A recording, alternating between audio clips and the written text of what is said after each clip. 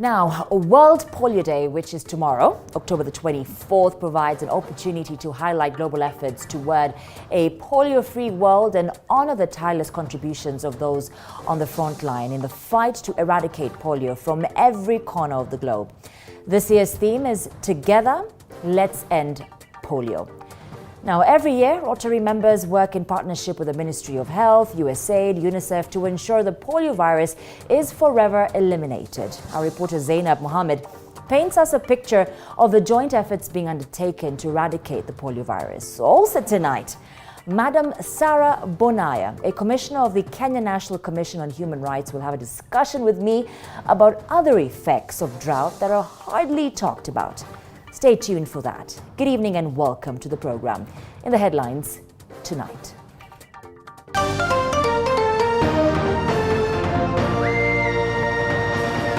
Tonight, Azimio Coalition warns President William Ruto not to interfere with the selection of the next chairman of the Independent Electoral and Boundaries Commission. It will not be the responsibility of William Ruto alone to choose who will be the next chair of the IEBC. As we put together the new team of IEBC, but I must tell you, nobody should dare touch the 4 commissioners. Also tonight, residents of a village in Turkana resort to eating wild fruits as a ravaging drought continues to bite. Sasa hii watoto iko watoto hapa miaka 15. Sasa wameshinda wengine hata kuamka kwa nyumba, bado wanazidi kukaa na hakuna kitu ya kukula. Plus, one person seriously injured in Samburu East and property of unknown value stolen, allegedly by people identified as National Police reservists. Hapa wameacha watu wakiwa tupu bila nguo bila chochote na mali yote pia imeenda.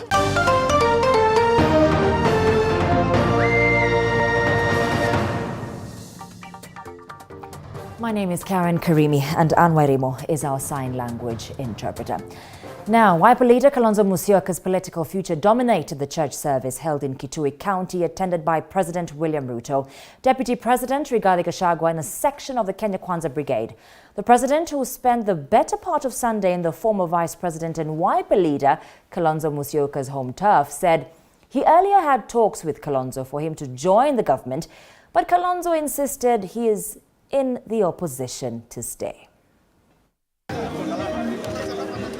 Another Sunday, and Deputy President William Ruto was in Ukambani, Kitui County, for Thanksgiving service conducted by the African Inland Church. While at the Kalonzo Musyoka's political backyard, the president extended an invitation to the Wiper leader, who is among key opposition leaders. Niliwaambia wakati nilikuwa hapa, kama mnakumbuka, niliwaambia Mungu akinijalia niunde serikali, nitatafuta ndugu yangu Steven nimshirikishe katika kuendesha hiyo serikali. Si namna hiyo? Na mimi nataka nimjue. Mimi mwenyewe nimemtafuta huyo Steven, nimeketi chini na yeye, nikamwambia ndio hii serikali tuende pamoja.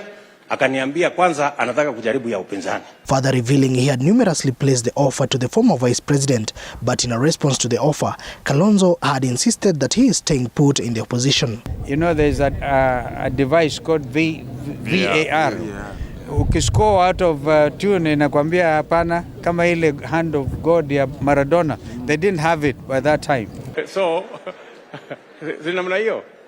Wacha jaribu ya upinzani kwanza tuone vile mahali itafika, alafu tunaweza kuongea tena baadaye.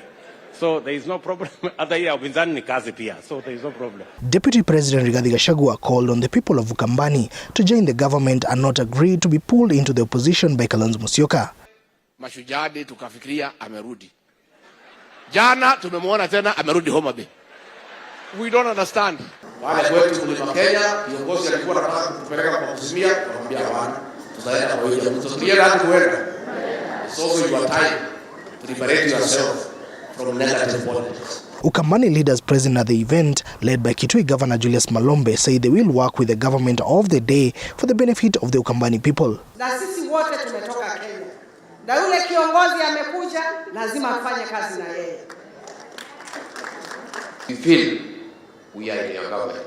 From the last action you did when you were nominating your CSs. For real, every Mkamba from Kweni to Machagos to Kitui, we feel we are in your government, regardless of the vote we gave to you. Kitui County is the third county where President William Ruto has been hosted as the head of state for Thanksgiving services. The president has also been to Kericho and Homa Bay counties. Mwigi William, TV 47. Also tonight, President William Ruto has sent a stern warning to politicians against using police officers and other public servants for political purposes. And as Mike Kagwongo tells us, Ruto castigated retired President Uhuru Kenyatta's government for allegedly using chiefs and public servants to campaign for Azimio la Umoja leader Raila Odinga.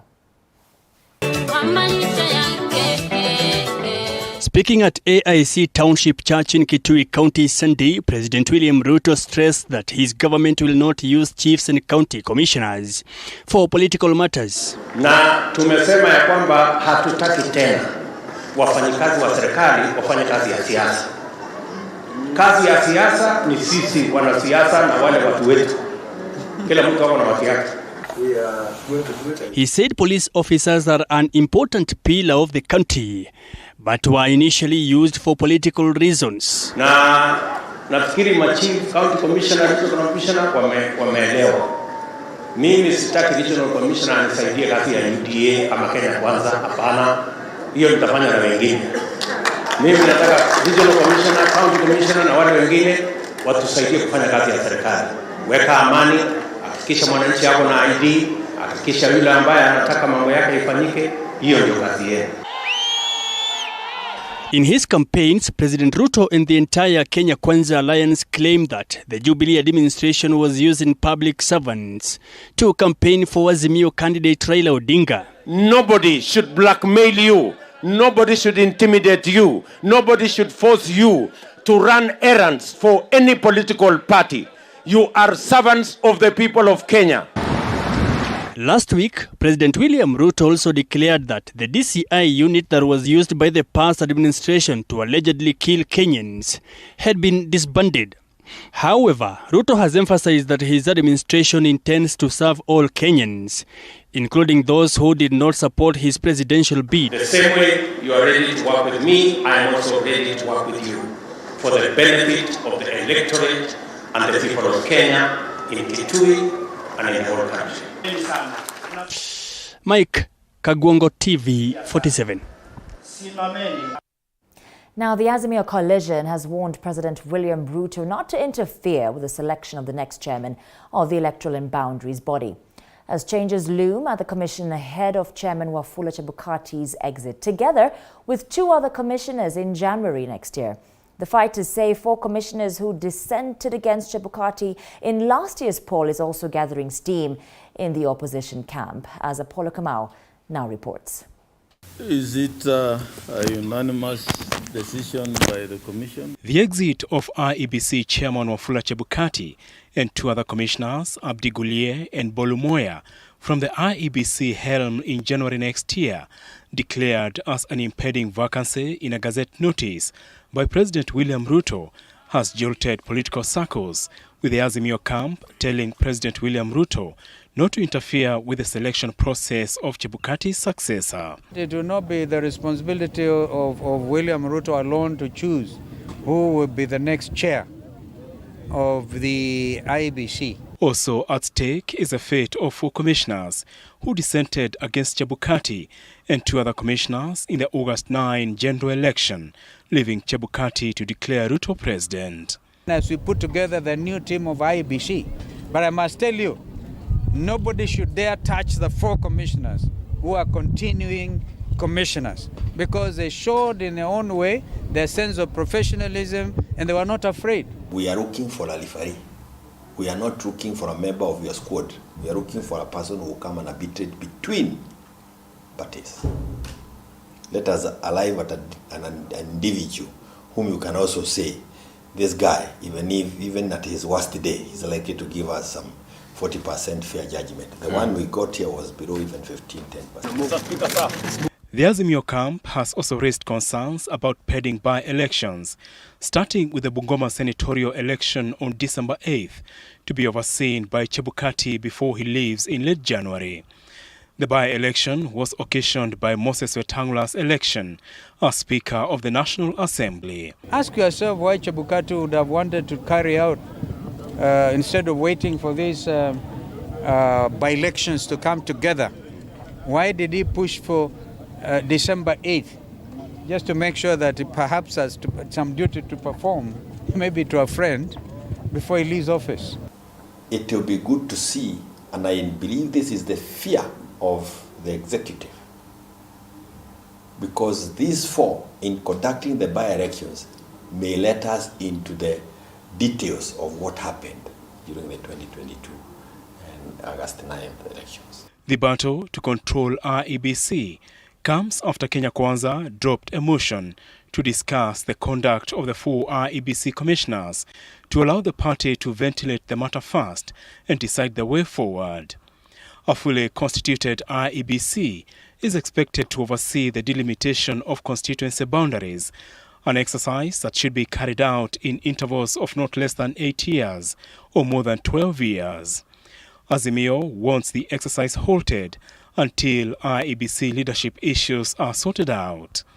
Chebukati led the country in 2 general elections, both petitioned at the Supreme Court, with the Apex Court nullifying the 2017 one, forcing the country to go for a repeat poll. Apol Kamau, TV47. As the Bungoma senatorial by-election hots up, Ford Kenya's Wafula Wakoli has gained a boost in his bid after businessman Joseph Lendrix Waswa shelved his ambition and backed him for the by-election slated for December 8th. Now the seat fell vacant after former Senator Moses Wetangula vied for National Assembly Speaker post successfully. Immediately after the Independent Electoral and Boundaries Commission, IEBC announced that the Bungoma senatorial seat is vacant after former Senator Moses Wetangula vied for National Assembly Speaker position successfully. Many aspirants hit the ground running to occupy the seat. Lendrix Waswa, a businessman who had ambitions of replacing Wetangula on a Ford Kenya party ticket, shelved his bid and backed Wafula Wakoli, who has been a long-term aide of Speaker Moses Wetangula. It will state here that I have endorsed the party position and pledged to support it. My party leader, Moses Wetangula, has been my political mentor, a teacher for many years, and I have high regard for him in matters of leadership of our county and country. It is not a light matter. It is not something we can put under the carpet and take it for granted. Mimi nakushukuru kwa niaba yangu na familia yangu. Addressing the press in Webuye, the leader stated they reached a consensus on who is to vie on the Ford Kenya ticket after consulting Kenya Kwanza principles, adding that Bungoma senatorial seat belongs to Ford Kenya party. Once we leave here, all of us, na naomba ya kwamba senator wetu wa Bungoma atakuwa rather than Wakoli.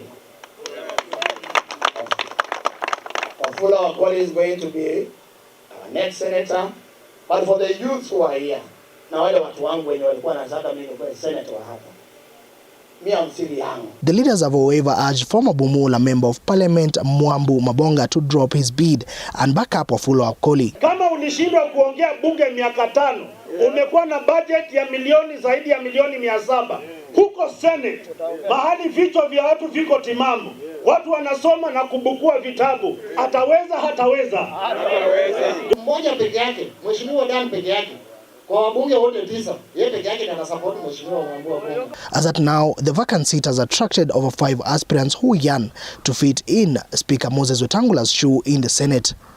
Mwege William, TV47.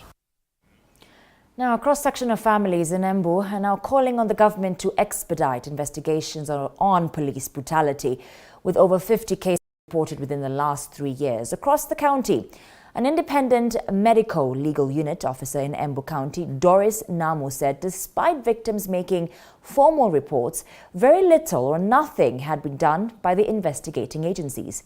The story was produced by Andrew Juma. Cases of police brutality have been on the rise in the last 3 years in Embu County, with statistics showing that more than 50 cases have been recorded within that period, but up to date, no single individual has been arrested and arraigned in court. A sister to one of the deceased, Jane Mudhoni, says her sister was arrested but only ended up at Embu Level 5 Hospital mortuary. Nikaenda, nikaangalia, nikaona ni Justa Njoki, nikaambia huyu ni Justa Njoki yako hapa. Mimi nikakuwa niko na stress mingi sana kupitia Njoki. Sasa nikasema kwani hawa watu ni watu wa kabila gani hawa, wameua mtu na hakutuambia mtu amekufa. Tunaambiwa tukuje tumtafute huko hospitali na amekufa. Sisi tukatoka na tukaenda nyumbani tukaambia baba Njoki amefariki. Mudhoni father says her late sister, Justa Njoki, from Kianjokoma, left behind 4 children, and the family is now appealing for the government to intervene by ensuring justice and education for the children. Serikali tusaidie hapa kupitia Njoki kwa sababu wako na watoto na watoto wanasoma. An independent medical legal unit officer in Embu County, Doris Namu, says that despite the victims making a formal report, very little or nothing has been done by the investigative agencies. And here in Embu County, we demand the following. Number 1, disbanding the special unit is not yet enough in our county. Members of the SSU must be investigated and prosecuted for their individual and command laws in extortion, abductions, kidnappings, torture, extrajudicial executions, and forced disappearances, which are serious crimes. Namu took issue with a case where a lady died at Manyata police cells and an inquest was being done by the same officers suspected to have contributed to her death. The worst scenario is hii kesi yao in as much as iko chini ya Manyata police station ilirudishwa inquest na the same officer in the same station. Sasa ilinyamaziwa hivyo. Now, away from that, 15% of 1.5 million children born every day miss out on key vaccinations, including the polio vaccine. This is according to the Ministry of Health, that now says it is targeting to increase polio vaccination to 95% from the current 88%. The ministry, in partnership with key stakeholders, held an End Polio Now awareness walk in Nairobi ahead of World Polio Day tomorrow. Despite eradicating wild polio virus in the country in 2014, Kenya has from time to time suffered a polio outbreak in border towns due to disease importation from countries that are yet to eradicate the virus. Over the past 1 year, the threat has come closer home. When we look at outbreaks, the countries that have had outbreaks recently have been mentioned. Some of our neighbors are having outbreaks. And therefore, as a country, as Kenya, we cannot lose our grip on the ball. The Ministry of Health says the country is currently enjoying an 88% polio vaccine coverage for the first dose, but hopes to increase the coverage to 95% in order to achieve herd immunity. With a population of about 1.5 million children who are born every year, 15% of children missing out on critical vaccines is a high number. And these children remain at risk of paralysis from polio, and we must remember that it is the right of every child to be vaccinated against polio. Some of the key challenges affecting polio immunization in the country include inaccessibility of health facilities in some areas and vaccine hesitancy among some groups. Some facilities are very far from where people live, the settlements and the villages. We are trying as a ministry, we have a solution. We do the outreach services just to ensure that we reach each and every eligible child. The other challenge also is about hesitancy. We have a small group of us in this country that they're trying to really not to disassociate themselves from the program. But we have a robust, we are working with all the stakeholders in the country to reach out to everyone. World Polio Day is commemorated every year on the 24th of October with an aim to create awareness on the efforts to eradicate polio. This year's theme is a healthier future for mothers and children. Zainab Mohammed, T47. Thank you, Zainab, for that report. Now, one person has been seriously injured in Kapuri, Samburu East, and property of unknown value stolen allegedly by police identified as National Police reservists. Meanwhile, bandits hiding in Baringo County have been given an ultimatum of 3 days to surrender a firearm belonging to a police officer who was killed in Turkana East.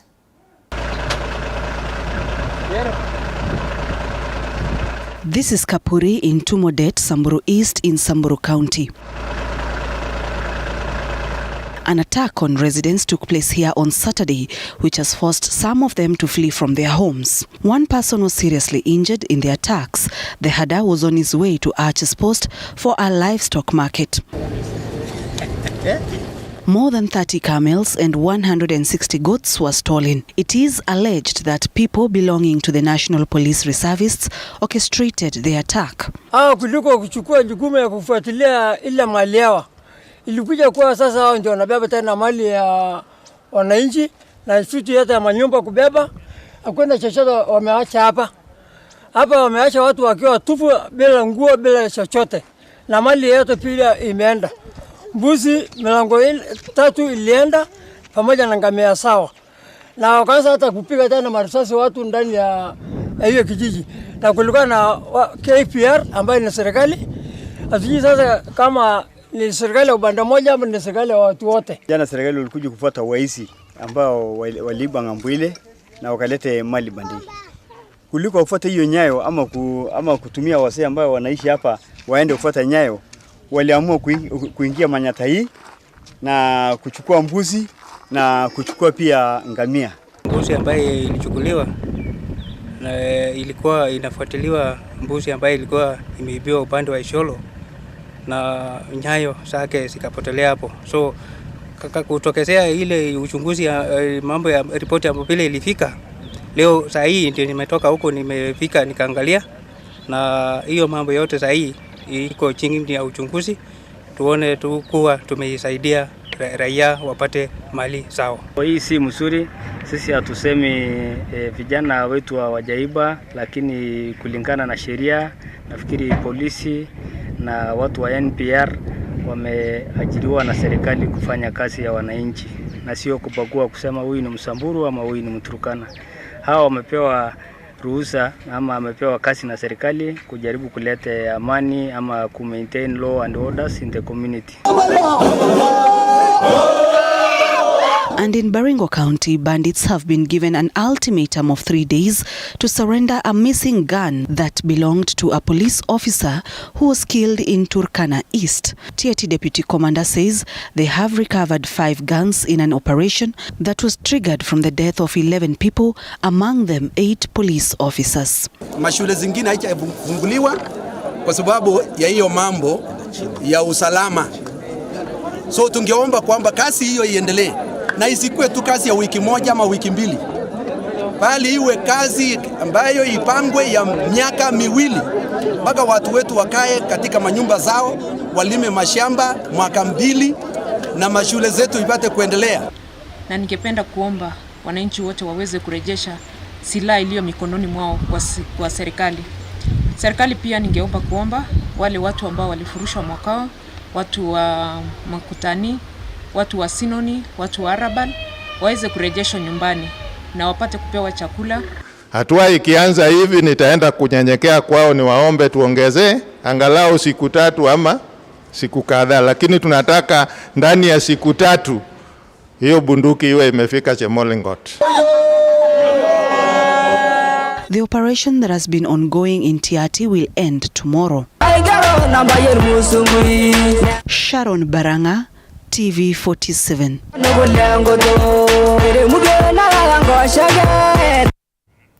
Residents in Njiru affected by demolitions came back to repossess their land yesterday, but were attacked with arrows and machetes that left 3 people with serious injuries and 2 dead. Investigations to the matter are underway to bring to book those found culpable. Now, Njiru Sub-County Police Commander Paul Wambugu visited the scene after the combat between the two groups and cleared the scene. He has promised that justice will be served to those affected. The residents now claim that there are cartels deployed to guard the land after they were illegally and forcefully evicted.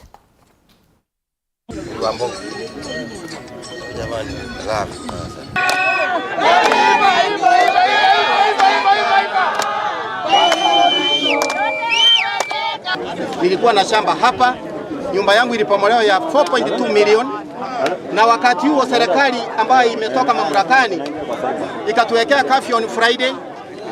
Kufika usiku saa 7, saa 5, wananchi walikuwa nje ya baridi. Mama Resho, tunaomba haki ututetee. Tumelia kwa sababu tulibomolewa, tulikuwa tumelala, tulipatwa. Kama mimi nilikuwa na mtoto mdogo. Mama Resho, wewe ndio mtetezi wetu. Sisi hatuna shida na wewe, sisi hatuna shida na wewe na hatutakutukana, maana sisi ni Wakristo, hatuna nafasi ya kukutukana. Yes, good afternoon. My name is Paul Wambugu, Sub-County Police Commander, Njiru Sub-County, previously known as Kayole. Right now we are standing in Njiru Rad, where this morning we have lost 2 lives. What has happened?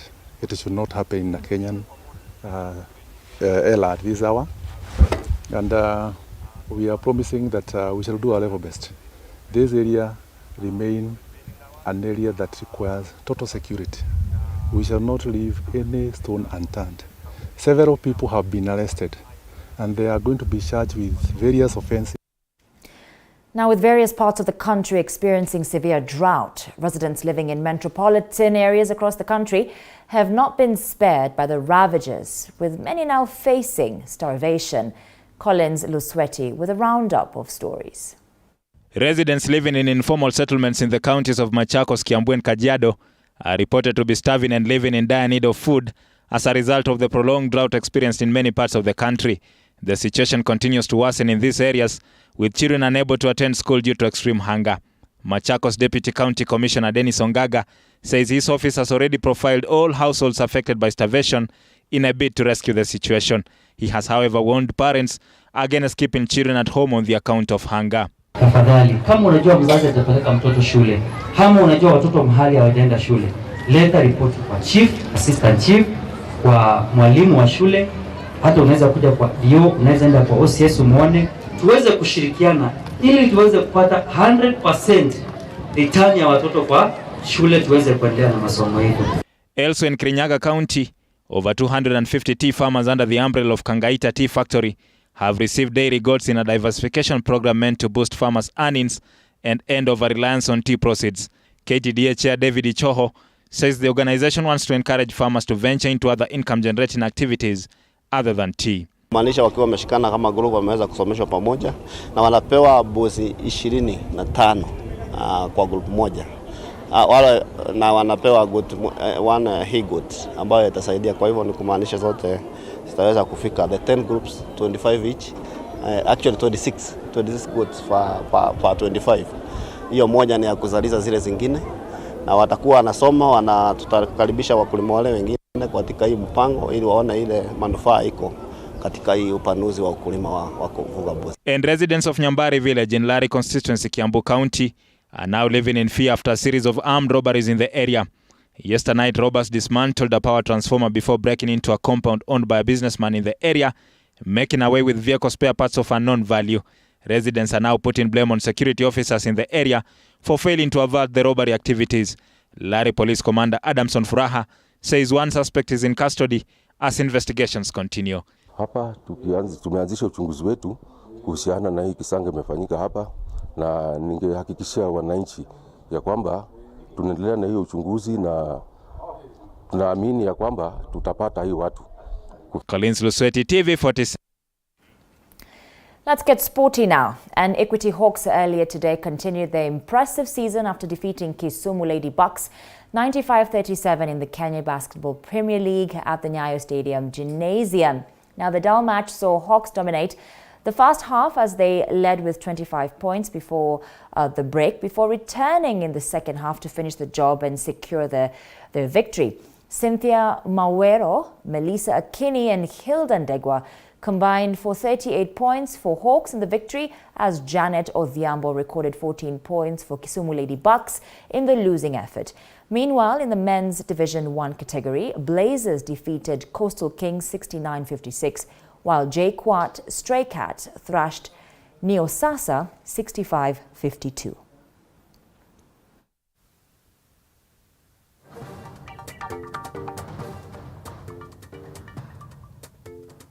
So we've lost to Equity for now, but we are going to go back to the drawing board and do better the next time round. I think the next season when we start, we are going to do much better than we have done today. So far, we've lost. We've only won one match so far against KU. The others we've lost, yes, but we'll keep on playing and we hope to win more games to come. Yes, we are not giving up yet. We are not giving up, yes. I would like to put my team out there to people who can help us in Kisumu County, and especially the government. Our governor, please open for us the sport ground. Just open for us the sport ground. That is the first thing we want. Open for us the sport ground to train. We only want a training ground, and sport ground is very well situated. Yes, it is very strategic for everyone. After work, we can go there and train. Without the sport ground, we are doomed to fail. Ulinzi earlier today registered a 26-22 win against Kenyatta University men's team in the National Handball League at the Nyayo Stadium. Now, Kenyatta University started the match on a strong foot as they took a 2-goal lead before the interval, but weakened in the second half as Ulinzi surged from behind in the last 20 minutes of the game to emerge victorious. Gitson Mulwa and Kevin Emo scored 9 goals for Ulinzi in the victory, as Morland Simiyu scored a game-high 10 goals for the varsity boys despite the defeat. Meanwhile, Nairobi Water defeated Kenyatta Ladies 33-13 as NCPB thrashed Spartans 41-10.